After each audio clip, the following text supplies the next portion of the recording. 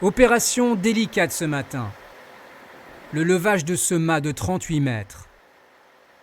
Pour y arriver, 2 grues ont été déployées pour manœuvrer le mastodonte de 65 tonnes.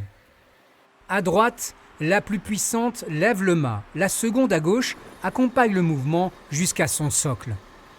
La première action, c'est de lever les mains, venir les poser, puis ensuite, ce que les techniciens sont en train de réaliser actuellement, c'est les soudages du mât et les boulonnages pour permettre l'installation fine et les soudages fines de la jonction.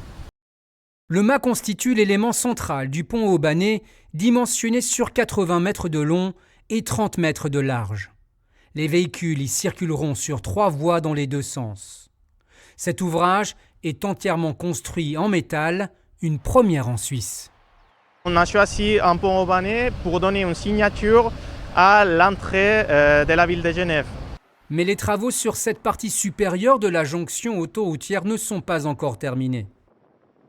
Jusqu'à la fin du mois, on va mettre les câbles, donc ces fameux haubans qu'on va mettre sous tension.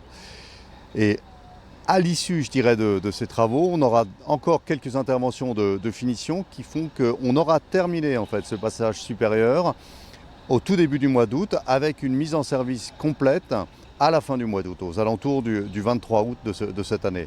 Reste encore 60% des travaux à réaliser sur la jonction autoroutière qui sera définitivement achevée à l'issue de l'été 2023.